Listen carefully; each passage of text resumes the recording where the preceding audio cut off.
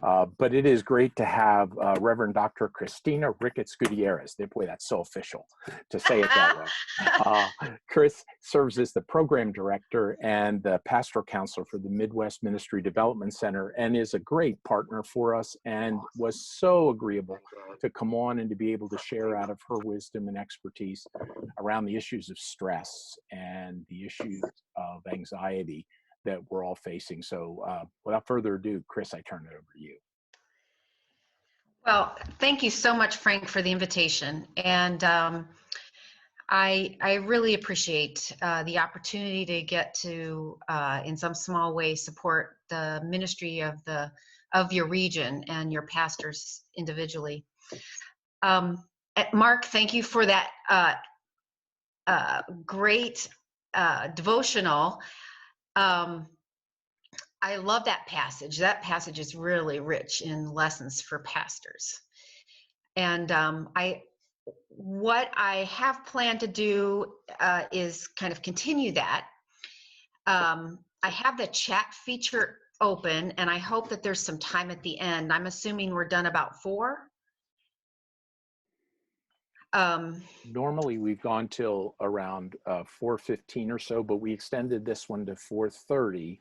Perfect. So whatever works for you, and when Perfect. we're done, we're done. Yeah. Yeah, 4:30 is good. What I would like to do is I have a presentation that I'd like to take up the screen. So I might need some help here.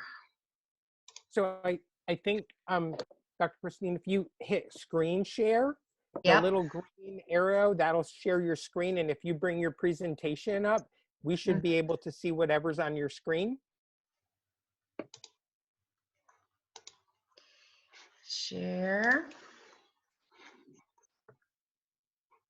Excellent. We're seeing it.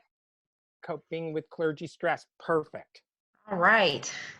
So the chat feature is open, and when I close this out, then I can, if there's questions, or I don't know if there's a way that you all collect the questions while I'm talking, that's fine too.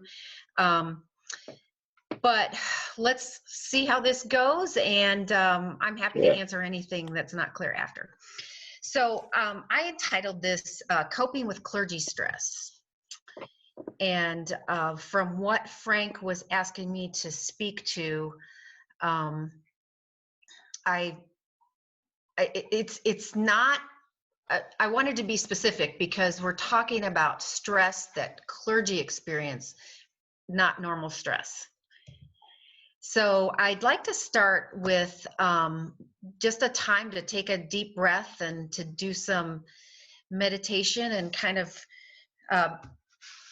just being present. I think that what Mark said was true, that all of us find ourselves, our energy levels ramped up, you know, that limbic system is pretty strong. So let's use this time to kind of take some deep breaths and to come back into the present. So I'm going to share this.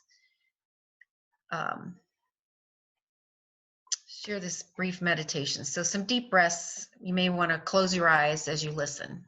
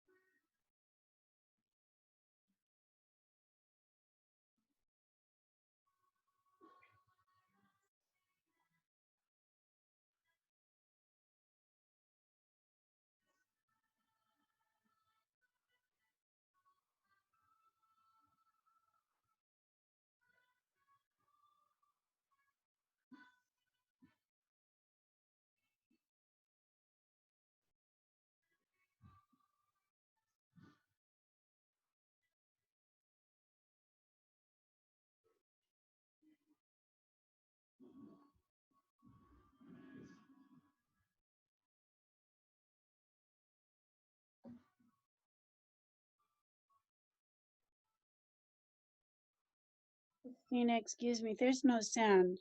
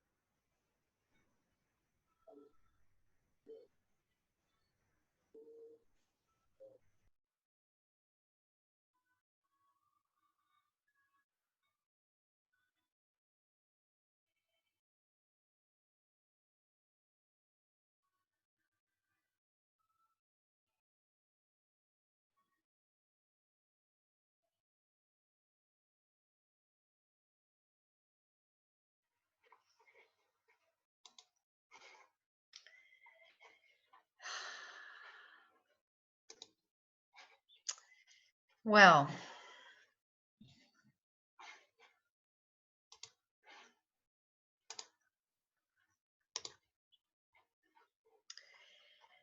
that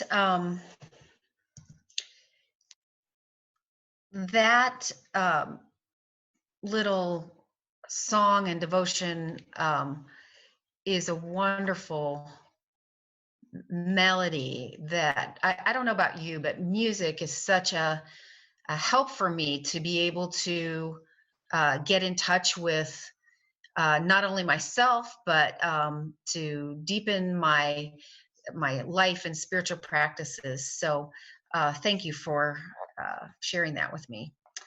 So my question as I open this talk is, for you pastors, is what does it feel like to be a spiritual first responder? And have you ever thought of yourself as a first responder? Several years ago, I did a continuing education workshop for clergy. I went to it as a participant to the VA in Cleveland, Ohio. It's a large VA center, and they had gotten a grant from the National Veterans Administration to do these workshops for clergy in their area, so that the clergy in the area around or nearby a veterans hospital would know what the resources were, what the hospital had to offer. And the reason they did this was because they know from their experience that when a veteran needs help, they're most likely to go to a clergy person. Even if it's not somebody they know, they're more likely to go to a clergy, to a pastor, than they are to seek help from the veteran, from the VA hospital. So they were doing this workshop to tell clergy, let them know what the resources were and how to get in touch. And it was fascinating, that process, and it made me think, reflect on this. It's absolutely true. It's the same for clergy as chaplains in the hospital. People come to you with their anxiety, other mental health issues. They come with questions. They come seeking advice. They come to you wanting or hoping for someone who will calm them, calm their fears, calm their anxiety. But what happens to clergy, what happens to us when we hear that, is that it increases our anxiety. And so there is just normal stress that goes along with being a pastor on a normal day, and our normal is changing. So in a normal time, pre-COVID-19, the amount of stress that you all experience on a day-to-day basis is already more than what a normal person or in a normal job might experience. But it has ramped up, boy, I don't know how many folds, but I recently read something about there's been an increase, a 34% increase in the amount of people or the amount of anti-anxiety medications that's being prescribed right now in the last month. So that might be some of us, but most likely it's people who are coming to us for spiritual guidance and support. So I would like to challenge you to think of yourself as a spiritual first responder.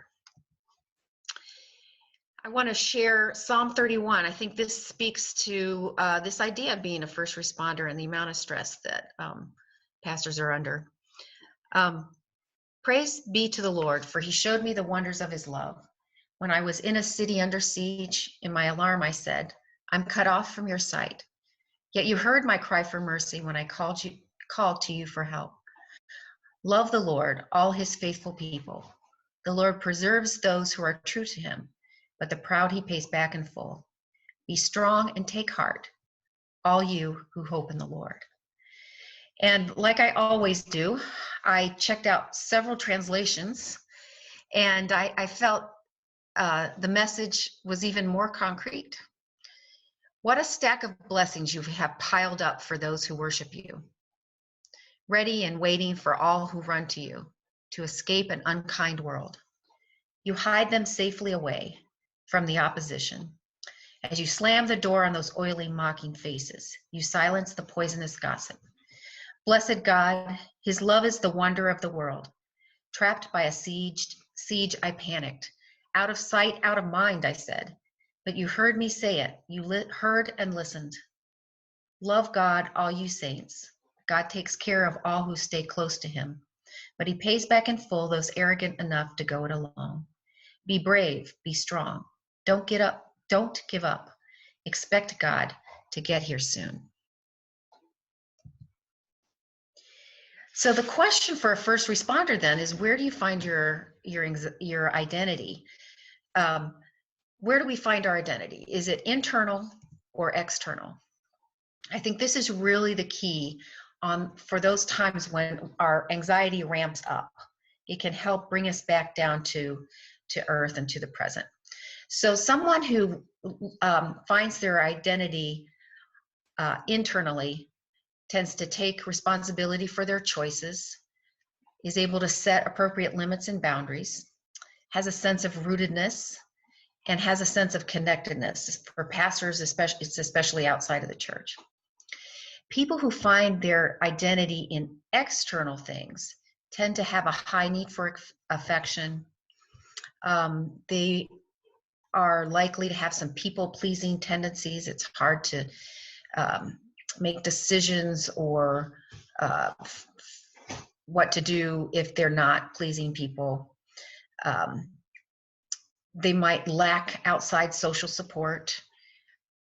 They can take on tasks to feel useful rather than tasks that need to be done or are in their role to do. Their mood is most likely determined by whether other people like them. So their mood is fluid. And they kind of look to the church or their job as the place where their creativity is met. It's the sole place where their creativity is met. And I want to share, some of you, if you've been through Midwest, I've shared this with you. And this is from, I'm going to shamelessly promote our book, which Judson Press is publishing as we speak. So you might see something about that in the future. But this is the first foundational principle from the book the first principle is that pastors need to maintain the boundary between their role and their person. We need to allow the healthy parts of our person into our role as a pastor and leave the rest out. So compassion for people, empathy, having a love for the Lord and dealing with people, and leave the stuff that's not as helpful, tendency to avoid conflict, people pleasing, high need for affection. We're going to leave that over in the other part so that we can get out of our person and act in our role. And maintaining this boundary so that there's this overlap and they're separate. They overlap, but they're separate. That boundary is all about self-care. And I think about that self-care and maintaining this boundary is all those little things you do to take care of yourself are bricks or sandbags that maintain this distance so that you can get out of your person and act in your role. So I would define self-care. Self-care is the practices or the things that you do regularly for self-care. And boundaries are the things that you do for the sake of your self-care. So things that for the sake of self-care, you will not do. So these practices and boundaries help us to move toward experiencing well-being. And there's been a lot written recently moving from self-care to well-being because it encompasses not only the aspects of self-care, but those things that really make us happy, and keep us happy on a daily basis. And there's a little video, and we might have time for this. I think I don't know if I might come back to that.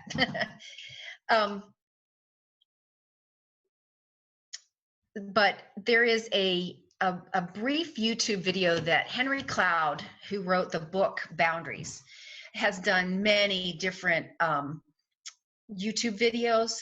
This one's just a brief one, and he talks about boundaries, and he gives a definition, and he calls them low-tech YouTube videos, and he's got a whiteboard and a pen, and he calls boundaries, he said, boundaries are like property lines. They define what you want to keep in and what you want to keep out. And I think that's a really good definition of a boundary. And it is a little different than self-care, as you can tell from that definition. So what about pastoral identity? Pastoral identity is the key to long-term clergy well-being. I know that a few years ago, MMBB did a survey of pastors, and they were doing, they were collecting research about finances, but also about well-being for pastors. And I don't know if some of you might have heard of the Flourishing in Ministry project. And that's been going on for a while now. And it's got a Notre Dame ND.edu. I have it at the back in the bibliography of this presentation.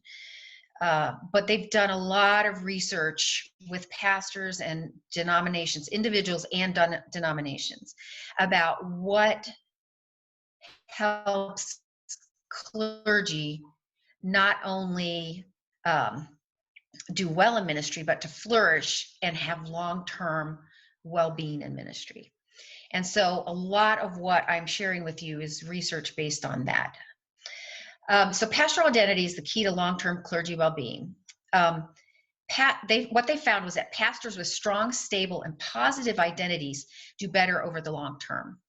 Pastors with weaker, variable, or negative identities are more susceptible to low levels of well-being. And they found that the early years, usually the first 5 years, are really the most important. So doesn't have anything to do with age. It has to do with your first 5 years in ministry have kind of set the tone for how you're going to move forward. So you know that old saying, start out how you're going to go. It's absolutely true, because it's harder to kind of reset later. And I think that's likely part of why we're so anxious, is because we've kind of created some bad habits for ourselves. So being a pastor has always been both satisfying and stressful. But pastors today have some unique stressors. They've done a lot of in the last 20 years or so, they've been doing a lot of surveys about what pastors enjoy about their jobs, and what's stressful about them. And what's interesting is that pastors tend to have higher physical illness and higher mental illness than a lot of careers. But when they answer the questions about how much they enjoy their job or are satisfied in their job, they usually rate that pretty high. So, but like everything, when change occurs, then that sets that balance that we've come to out of balance, and then we experience the anxiety and depression.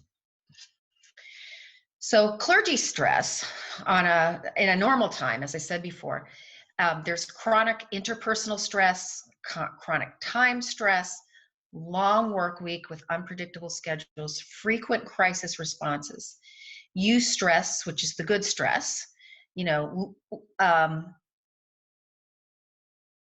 This is probably a pre-COVID-19, leading worship and preaching. Now that can even be the negative stress, based on what Mark was saying, needing to use technology we're not familiar with, not having people gathered and having that feedback on a live basis for worship.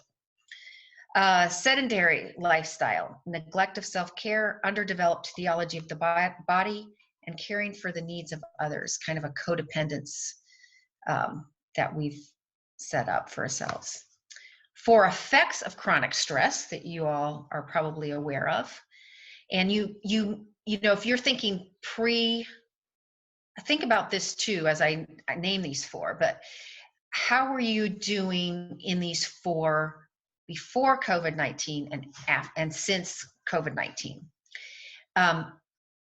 Increase in pain or reduced endorphins because of the stress. Increased anxiety, so reduced ability to kind of develop those natural tranquilizers, serotonin. Increased risk for illness, has negatively affected your immune system, and increased fatigue and depression. Reduced adrenaline resources, and I don't know if I included the slide here, but there's you all probably know how that works in the brain. There was a really good article that I sent it to Frank, and he can email it to you or attach it to an email that he sends out. But it's about, it's called That Discomfort You're Feeling is Grief. And it's a very interesting article, and it talks about the stages of grief, and that there should be the 5 stages of grief, but his article is about the need for a 6th one. And he said that a lot of what clergy are experiencing now is because where we find meaning has those relationships, providing face-to-face pastoral care, some of those other things, preaching to the church and having people together in the sanctuary, that's changed. And so where do we find our meaning? So the stages of grief, of course, are denial, anger, bargaining, sadness, acceptance. And he said the 6th one then would be finding meaning. And so I also challenge you to think, since COVID started, or since Easter especially, I suspect probably, the first goal to get through as a pastor at the time that everything shut down would have been Easter. And now since Easter, are you noticing some of these stages of grief in your life? So in his article, he talks about sudden onset, the suddenness of the onset of this current crisis meant that we were unable to plan ahead, unable to have closure, and that's going to be ongoing. A complete change in routines in daily life. And all of these questions that kind of throw all of the old expectations up into the air. So what does my church expect of me now? How can I meet expectations if I can't function in the role that I've known for years?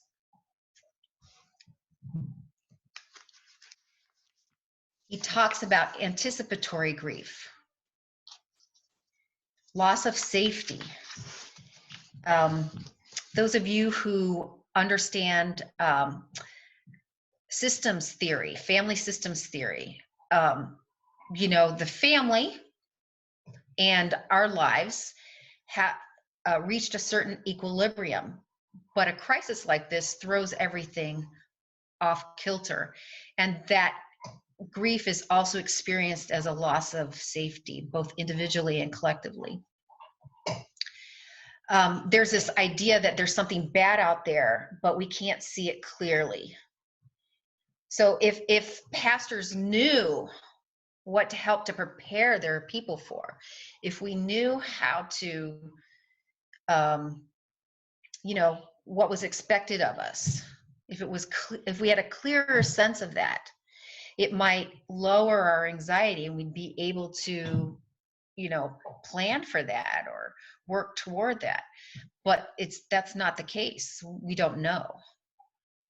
And then anxiety, those questions that cause the anxiety to rise. What will the future look like? What will ministry look like? When will things go back to normal? And unfortunately, I know you all have heard the term, the new normal. I'm not a big fan of that term, but I understand what it means, because I think that the bottom line is that things are not going to go back to pre-COVID-19. So the question is, what's it going to look like when things start to open up, when we can meet together again as a church? And so how do you address your grief? On the right, you'll see just briefly, you address your grief by processing it, letting go, getting away, and renewal. And on the left is a little more detailed explanation or answer to that question. So balance your thoughts. You might need to get a reality check. I love how ABCOPAD and some other regions are providing opportunities for connection. I think that's been really important. And you will find the pastors that are doing the best are the ones who are reaching out for that. And through that connection, we get a reality check. You can talk through your unhealthy thoughts with a trusted mentor or friend. Come back into the present. What happens when our anxiety ramps up is that we are focused on the future. It's what if, what will I do if, what will it look like? I don't know what the expectations are. So coming back into the present is one way to help deal with your grief, because it's not an accident that for AA and, well, all addicts, right? The big thing about in the kind of therapy with addicts is one day at a time. There's a reason for that. It's because you cannot, the past, if you live in the past, you are always going to be hoping for something that's not real. If you are worried about the future, that is going to take all of your energy. It's going to exhaust you. But if you can come back into the present, you can have the energy available to deal with what the Lord provides and presents, or what the world presents that day. The next one is let go of things you can't control. And that's often a good question that we use for people whose anxiety tends to get out of control or starts taking over their thoughts. Is we'll say, come back to the present. What can you control and what can you not control? So focus on what you can control. And then lastly, most of all, and Mark said this in his devotion, practice compassion. Practice self-compassion. Practice self-compassion, compassion toward yourself, and compassion towards others. I think we're probably better at practicing compassion toward others. We are not as good at practicing self-compassion, which is that coming back to the present, it is okay to take a break in the middle of the day. It's okay to go and rest. I remember hearing a lecture by a Scottish pastor who referenced Martin Luther in his prayers. He said, and this Scottish pastor had some depression when he was pastoring earlier in his career, and he said this was really helpful for him. He when he read Luther's prayers, and Luther went through his prayer list to God, and at the end he said, and God, in the end, these are your people and your church, and I will let you handle it. I'm paraphrasing, but he said, this is your church. I'm going to bed. And I just thought that was the wonderful way to end the day. So about finding meaning, this brings up a lot of questions. Once we address our grief and recognize it as grief, then how do we find meaning in it? How do we find meaning in what's going on now? And I think it's by looking and trying to answer these questions directly, rather than allowing our anxiety to take us over. So what are some of the negatives for you about this current crisis? How have you addressed those negatives? Have you struggled in your pastorate to get your church to embrace change? I hear that so much when pastors come and talk. A lot of conflict happens around change. Is this an opportunity to engage in ministry in new life-giving ways? And Mark talked about that as well. Is it an opportunity to ask for help and just say, I cannot, that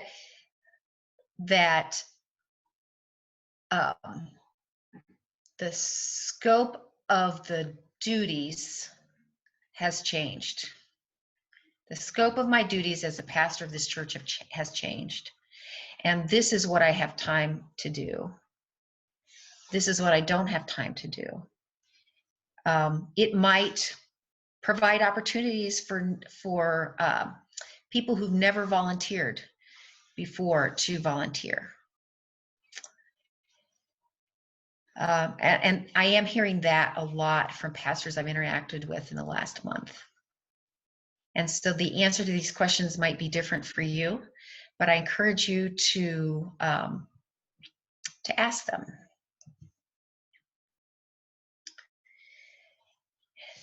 Because nothing stays the same. You can only move forward. You can't go back.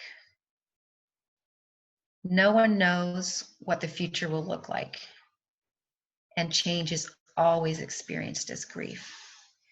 The problem with this change is that it was a sudden onset, and it threw every piece of our lives into the air. where nothing is settled. All you can take care of is yourself and your family and what you can do one day at a time. So, what do you need to focus on right now? This is what I recommend. I totally understand if people disagree with me, but I have in my work at Midwest, and we work with a variety of denominations, this is really what the majority are recommending to their pastors, is focus on pastoral care, worship, and taking care of yourselves. I think this is a list that I hope is helpful to you, and it might be something that you all have talked about already.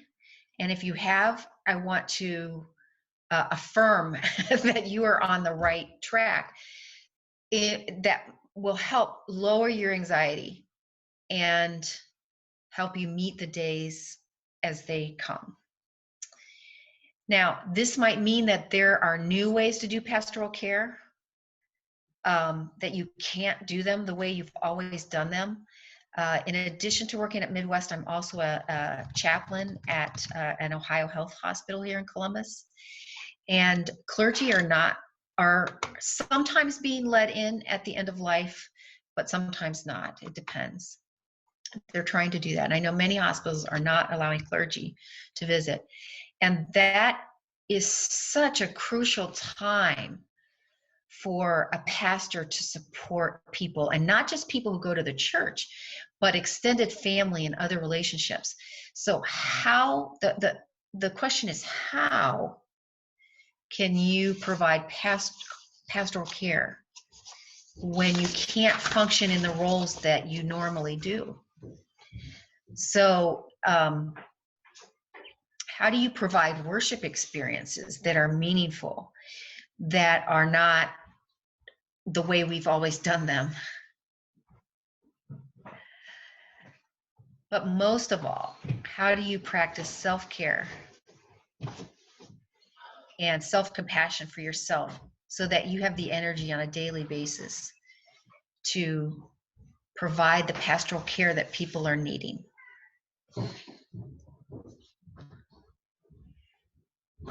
And I would say that Mark 12, 30, 31 is still my favorite as far as self-care for pastors is concerned. Love the Lord your God with all your heart and with all your soul and with all your mind and with all your strength. The second is this: love your neighbor as yourself. There is no commandment greater than these. So the question is, do you love yourself as you love your neighbor? The challenge is to understand that you are no less precious to God than the work you do and the people you serve. And this is from the book I'm sure you all know well, Rest in the Storm by Kirk Byron Jones. Well-doing devoid of proper self-care is at best doing well poorly.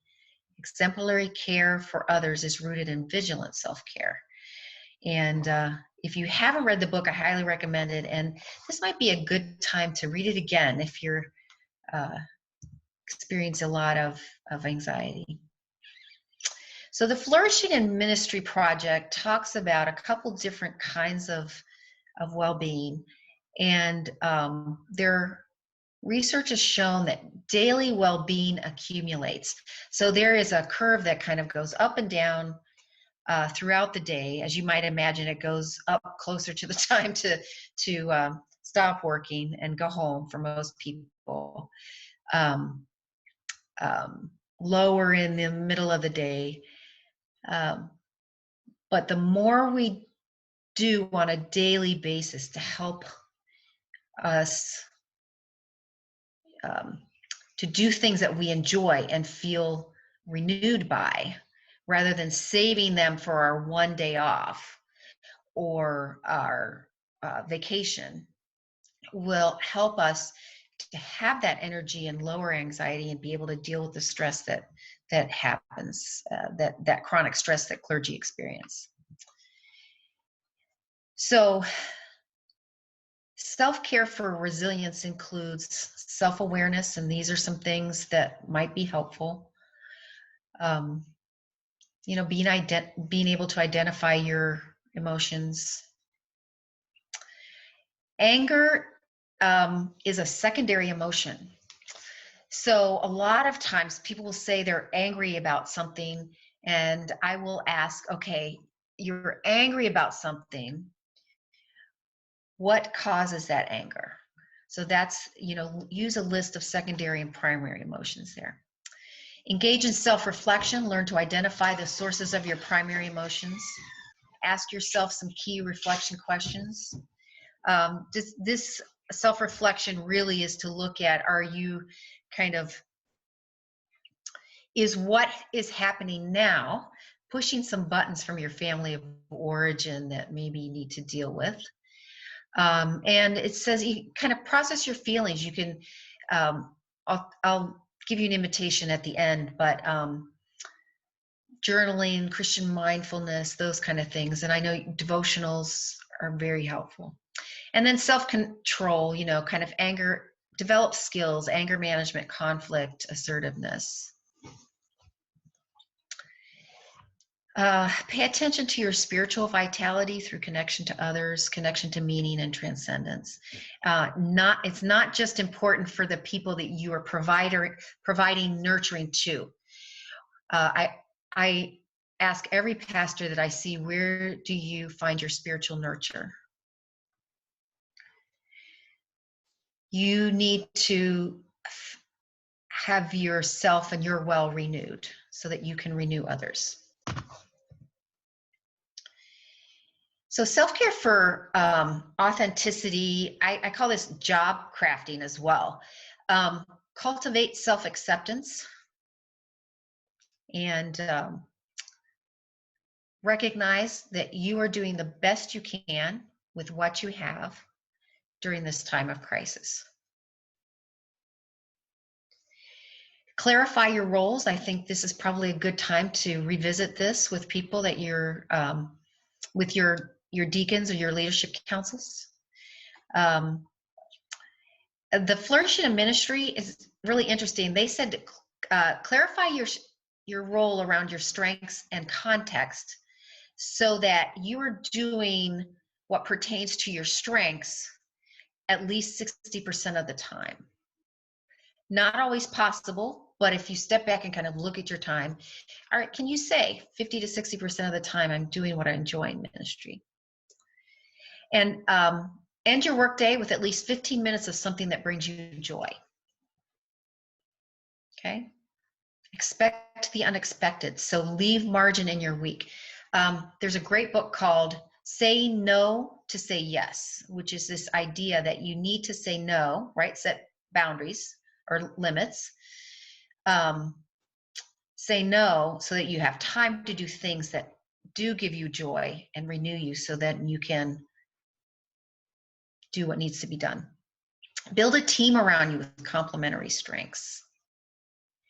And develop financial literacy. This is something that it has only been made worse with this crisis, I know.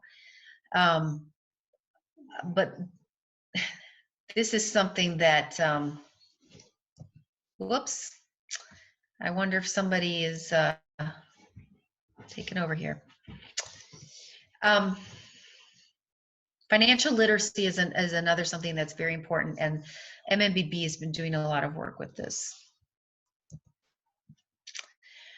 And finally, this is something that I put in a lot of webinars that I do. It's from a pastor who was in ministry a long time at a church. He founded it and then continued on in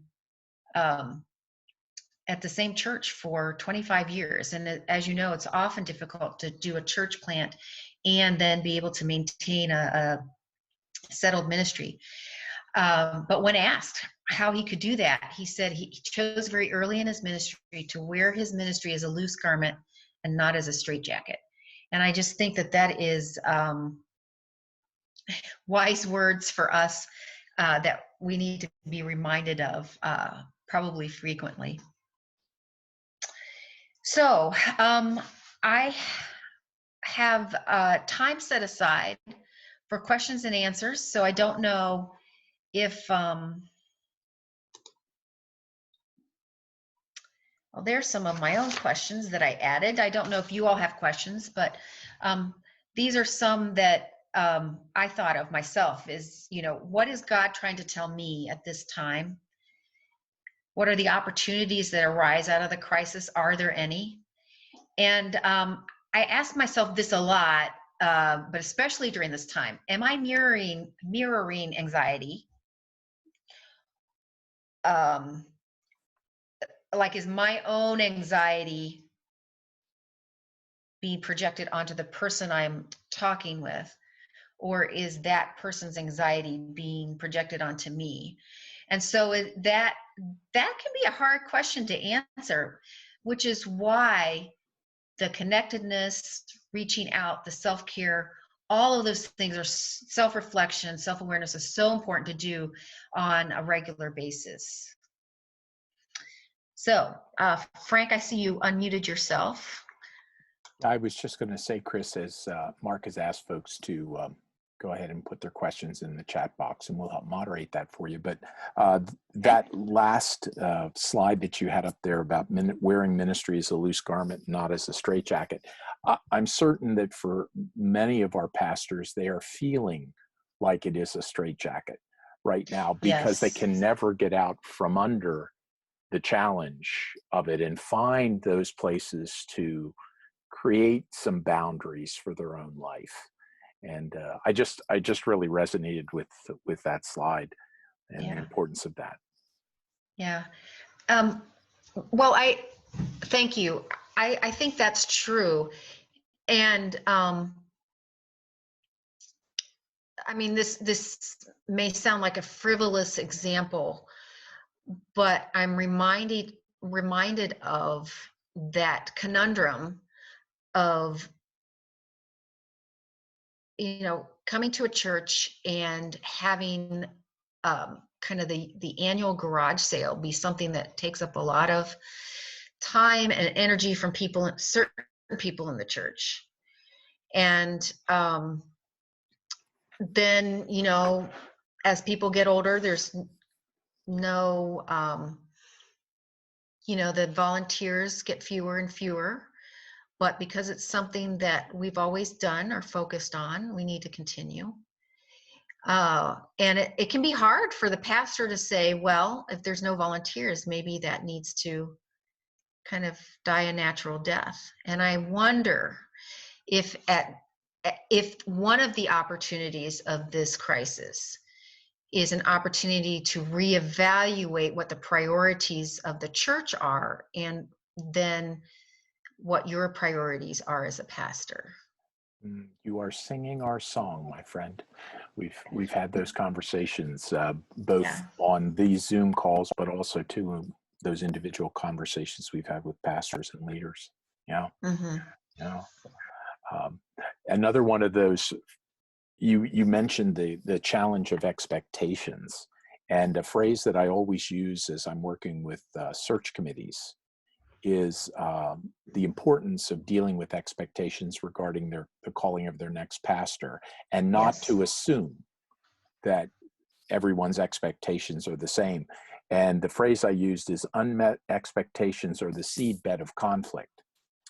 And I think that's some of the rub and struggle for pastors now in the midst of this, because, all bets are off about what ministry looks like and what pastoral care looks like and so on. And so we're struggling to find and understand what are the expectations that people have upon us and what are the expectations we place upon ourselves. Yes. And the irony is not the right word, but it might be. What Mark said about when he's in crisis mode, he doubles down and he works harder. That is so true for most people and for most pastors. And so that role versus person, that principle speaks to that. That need to work harder is coming from our person, our personal needs. And the only way we are going to be able to have a realistic view of what the expectations are and to have some of those difficult conversations is if we attend to our self-care, because it's the self-care that allows us to have that, to step back and then re-engage with the issue and talk about it. And whether it's conflict, whether it's expectations, roles, whatever it is, when you feel stronger personally, you will be stronger to deal with those difficult things that have to be dealt with in your role. Mm-hmm. I know one of the pastors, Sam, down at Upper Marion Baptist Church, wrote, "Exploring the church core values may be or have changed. How should we be going forward?" So that, again, that landscape is shifting sand right now, and the concern about how we move forward. Yes. So,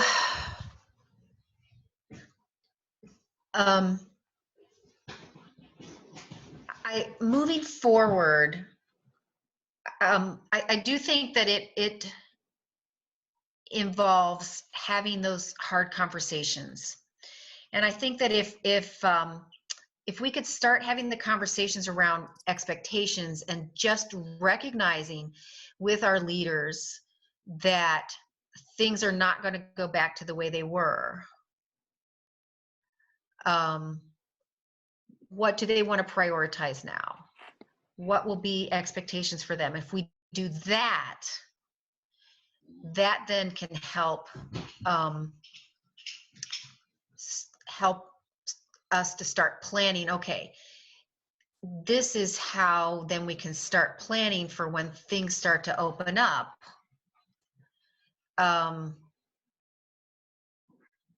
You know, maybe I don't know how many of you have had you have online services, but there's people that you've never heard of who have kind of come online to listen to your service.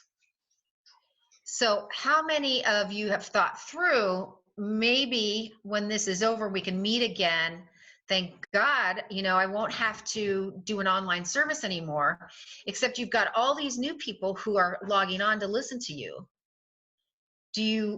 Are you sure you really want to give up the online service now?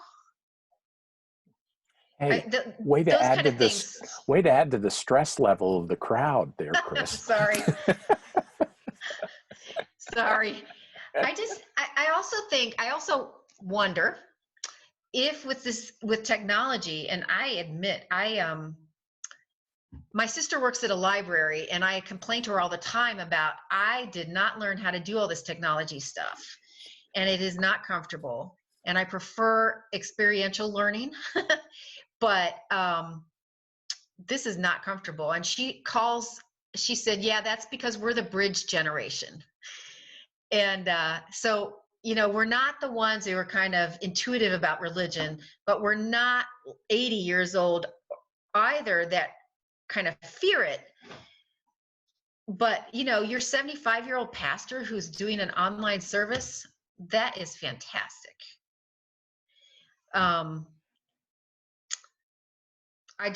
I put that out there because I don't want to add to your anxiety, but I want to say, you know, that is an opportunity.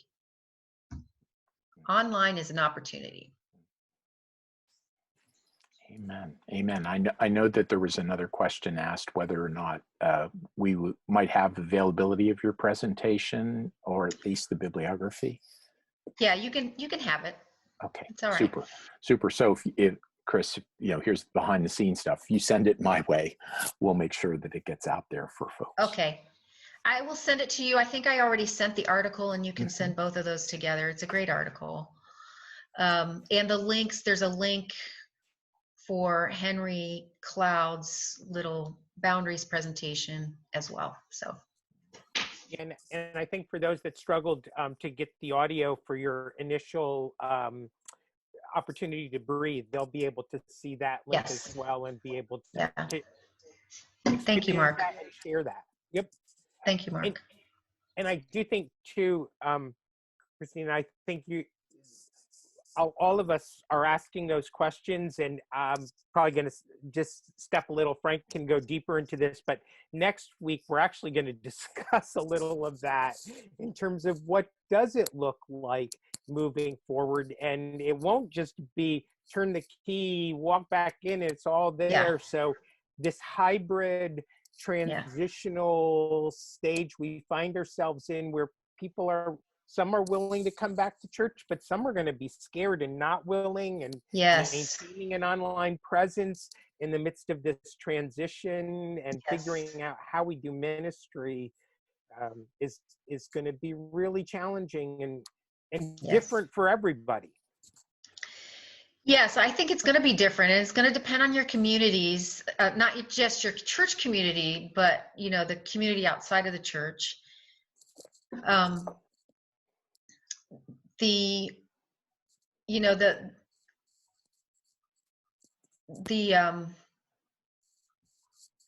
Just lost it. Something that you said was really interesting.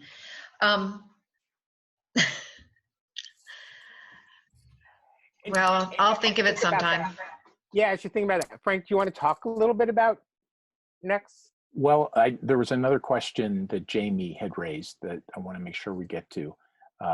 Jamie wrote, how do we balance providing online ministry, meetings, fellowship, with the reality that folks are online most of the day for work, school, and other social interactions? How do we avoid overloading online? Well, number one, the quality of your meetings need to be better than what they've had all day. So I would say, honestly, focus on the spiritual, focus on giving them some time to breathe, get back in touch with their connectedness to God. I think you all do that very well. And I think pastors are notoriously, in our society, to not value that as part of what they offer to people, right? That's part of being a spiritual first responder, is providing that. You can provide that for people. So give them a chance to kind of breathe and meditate, and then go on to your meeting. Make sure that your meeting doesn't go on and on. I think that's another opportunity, is to improve how we run a meeting. And one of I remember now what I was going to say before that also might answer this question, but churches a lot of times, because we're not good at taking care of ourselves, we're not good at kind of making sure that people in the church take care of themselves, right? What's the there's a percentage, what 20% of the people do 80% of the work in church, something like that. Yep. And do we tell people it's okay to take care of themselves? It's okay to have a break.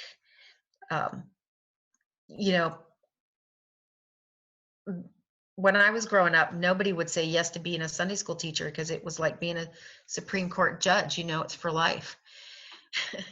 So do we, maybe that's an opportunity as well. How can we program or include more times of self-compassion for people in our church, or our church as a whole? Do we pay attention to celebrations? Those kind of things. I know David also has mentioned on here, by way of as a reference for a resource, that Matt Bloom over at Notre Dame has a well-being app that can be downloaded, and it's called Work Well. Yes. And you can take an assessment on it, and The last I heard, that was down for a while. It might be back up, but in my bibliography, you'll see the link for the Flourishing in Ministry, which is Matt Bloom's thing at Notre Dame. And so, yes, that should be mentioned there as well. Excellent. Yeah. Excellent. Well, Chris, I want to thank you so much for taking your time today and sharing your heart with us as well. And I need to say to the group that's gathered here, and we'll put it out on our Facebook posts as well, that Midwest Ministry Development Center and Chris and her staff have offered to provide 5, count them, 5, coaching sessions for any pastor that contacts their facility. And in the midst of the challenges that we're facing, if you want to have a chance to get to talk to Chris, she'll be willing to sit and talk with you. Yeah. And there's more than, if you don't want to talk to me, there's other people. There's other people we can set you up with. But I will ask you to call the office, 614-442-8822, and fill out a registration form. And I have in Columbus, we have a new administrator, Jennifer Fowler, who she's a blessing. I thank God for her every day. And she'll set you up with an appointment and take your information. And, 1 hour times, we could do it online or by phone. If you were going to be in Columbus, we could do it in person. But we're more than happy to do that, to support you as a way of dealing with the crisis, and somebody to talk to where it's confidential. Amen. Well, again, thank you. This is go Ruth ahead, Fox. Frank, if Hi, I could Ruth. just say, hi, Kristina.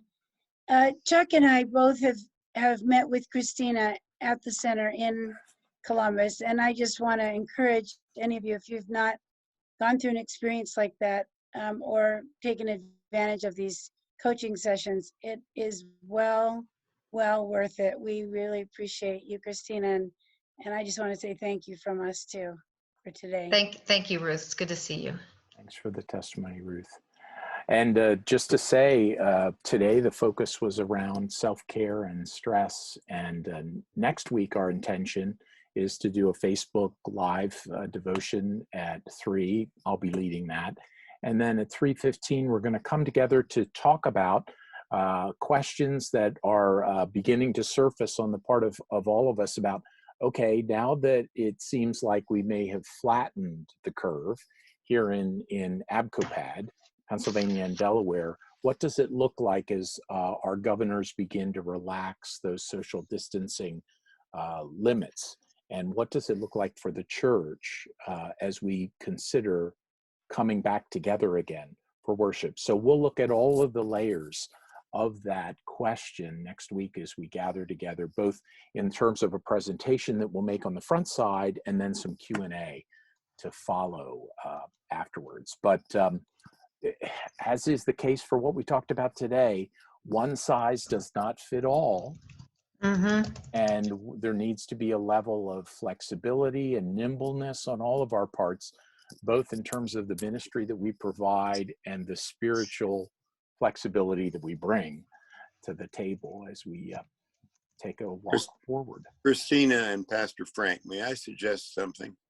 Sure, Ed. We have the terminology we come to use is social distancing.